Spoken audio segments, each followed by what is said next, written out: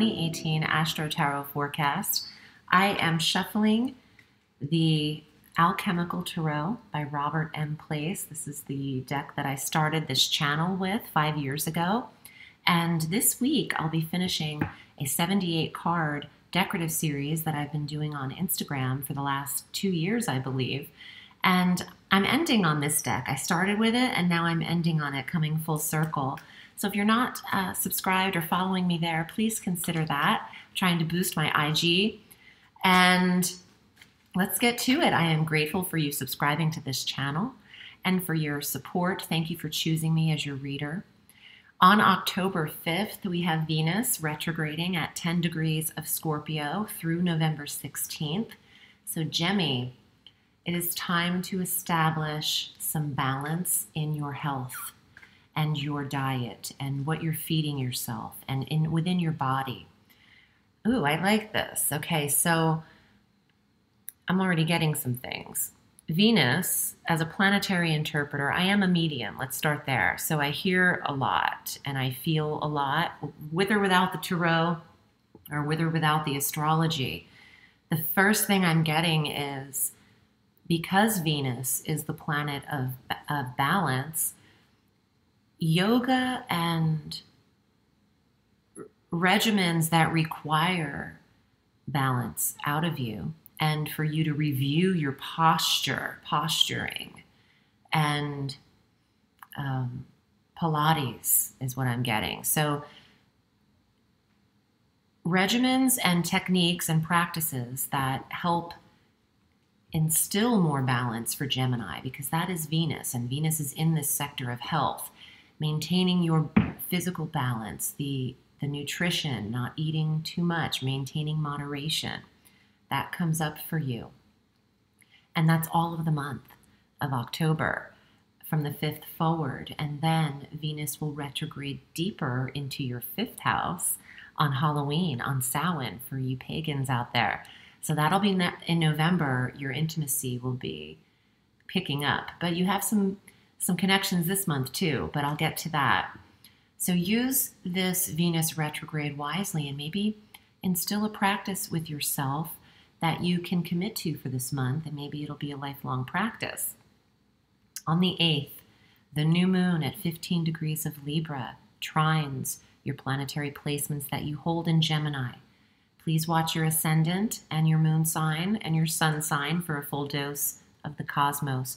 But having a new moon in your 5th house of true love and romance means that Gemini has more odds than less to attract a dating opportunity, a true love, a fun, exciting presence into your life. Also, your creative endeavors can soar around this time, and you can initiate a new creative project. Gemmie is starting fresh in what they're passionate about, a new passion for Gemmie. Some of you who are also of the age and who are females are becoming pregnant because the new moon is in the 5th house of fertility. Your creative projects can bloom, and so can your womb. So you have various ways to be interpreting the astrology, because it doesn't always apply the same way to each Gemini. So take what you need from this and move forward. Also consider booking your private reading with me, because I can hone in on people's lives before they tell me anything. That's been fun lately. I like open readings. People have questions in their sessions, which is great, but I like to tell them what's up before they do. It's kind of makes it fun. So use this new moon to go for what you're passionate about, Gemmie, and be as relentless as you can be. On the 9th, Mercury, your ruling planet, joins Venus in Scorpio. So more backing to the analyzation and commitment to your physical self and your physical practice and your emotional well-being. Creating lists and scheduling when you're going to incorporate certain workouts into your calendar.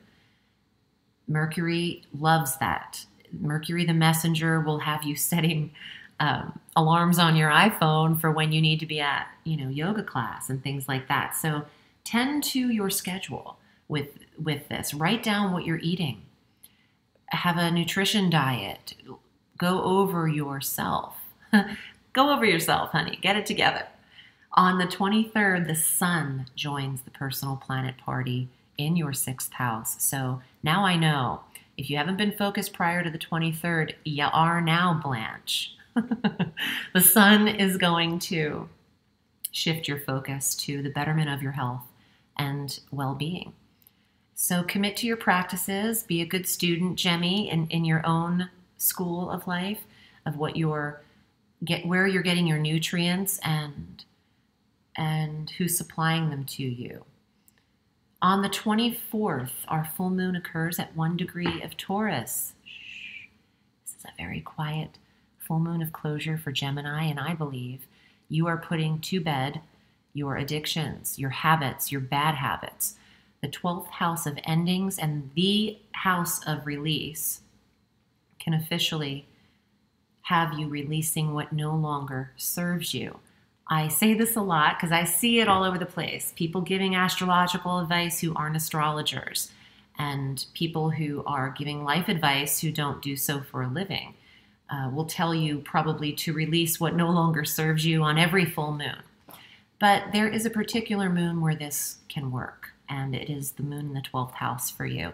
And that's what Taurus is for you, Gemmie. So release the bad habits, what's keeping you back from your highest potential.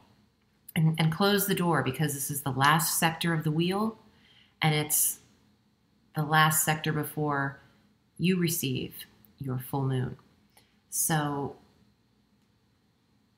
you should, I want to say this is a 12-year habit for you, and you could say goodbye to it, whether it's smoking or emotional eating. You don't need it anymore. And with all of this well-being and health and wellness lit up, I think that your release has something to do with that too, what's been working against you. No more drive-throughs. Start small. Just say, you know what, I'm going to make the majority of my meals for October and see how that results in my body and how that feels in my mind. On the 31st, on Samhain, for you pagans, the veil is very thin, and from our world to the astral plane, there is a very thin connection, and that's when you can feel the presence of people who have passed. And that's why it gets that creepy twinge to Halloween. It's not meant to be as scary as one would believe, but it is. It does connect to the dead and going into All Saints' Day and Dia de los Muertos as well. So remembering ancestors who've passed and connecting with them is important. On Halloween, Mercury enters your ruling planet into Sagittarius. So this is exciting for those of you who are single and coupled, because the 7th house is marriage and commitment and who you are partnering with. So Mercury wants you analyzing your partnerships and tending to contracts and details and business partnerships as well. Oops. And I'm just dropping things all over the place. And then on the same day, Venus retrogrades deeper into Libra, into the 5th house. So that new moon in the 5th house then has Venus, the planet of love and harmony, entering it in that sector. And that is love, dating, passion. And that planet works very well in that sector. I think Gemini is meeting someone with this new physical self, or reinvigorating their existing partnerships, and has a new sense of self to show off in this experience. Let's get to the tarot. I want to tell you that I have a tarot reading that's 30 minutes long. That's $85 if you're interested. If you haven't read with me, let me get you on the calendar here for October or even September. I'm putting these out a little earlier. So 30-minute tarot session. I also offer an hour Astro Tarot reading where I have your astrological chart as well as the cards and any messages that come through. And they do. Also, for just $88, $3 more than my 30-minute session, you can have access to me and the course for 3 weeks. I wrote a tarot course, The Magic of Tarot, Connecting Mind, Body, and Soul. The information is below in the Show More section, and it's a go-at-your-own-pace 3-week course with reading materials, some videos, tutorials, my own personal pictures of the tarot, and stories of my life and experience. So if you're interested in that, it's like a little mini book that's fed to you via your computer. Here's the cards for Gemini. Your Vimeo on-demand medium messages are also up for $2.99. If you liked what I did in September, where I showed you just the cards, that's the kind of vibe that's going on Vimeo. So check that out if you can. All right, Gemmie, you know I love you, and here are your cards. 8 of Cups, the Potter, creating, and also being emotionally attached to what you are investing your energy into. And repetition. Now that's something new. I don't get the same meanings from the cards always. Whenever I use a new deck, that's why I like to keep myself on my toes. I use a new deck because new messages can come in easy with the pictures being different. And keep repetitive. Keep it up, Gemmie. Don't just go to yoga once and say, I went to yoga. That's so me. I'll do that shit too, I swear. Keep it up. Keep going to yoga. Be yoga. Hey. Okay, the message is you don't have to do, just be. Be the commitment. Be the commitment. Yes. Okay. Wow, I knew this would come up. 6 of Cups, nostalgia, nurturing yourself, moderation, not too much, not too little, watering the dry earth just enough. You don't want to saturate the body. You don't want to saturate the earth. Okay, so I'm getting that this is like you. Tend to the soil of your life. I'm getting deep. Tend to the soil of your life, Gemmie, and maintain it consistently. Yes, nurture consistency. 3 of Coins, the artist. This is a mercurial card. I see Mercury at the top there in that coin. And the writer, the artist, expression, what you're passionate about, all of that can create you an income.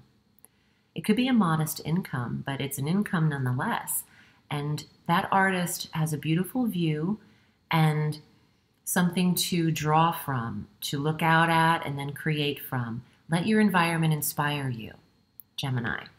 And let your ruling planet inspire you too. Mercury is the communicator, the writer, the expressionist. And constant movement, always on the go, judgment. You're always being watched, and you have angels and guides that are all ready and always there to protect you. And that third eye in the cloud can see. So, just like the eye in the sky, big brother, take care of yourself like someone's watching. And take care of your life and pray and continue with your rituals, and know that you have people who have passed who look down on you and offer a sense of protection. Knight of Swords. This is you, Gemmie. Knight of Swords. Protector, but also ready to cut the head off that dragon. Watch still, Gemmie. You've got the harsh speech. Watch how you're delivering news and messages to people.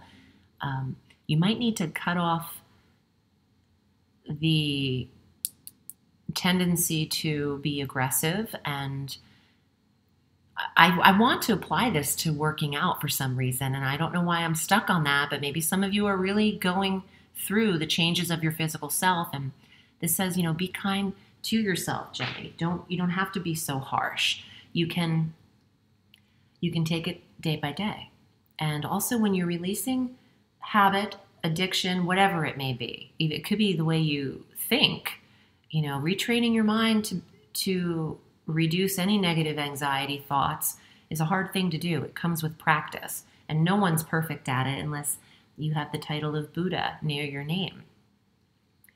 Maybe Nisargadatta Maharaj is pretty good at it too, but you have to practice your commitment and be your commitment. That's the message.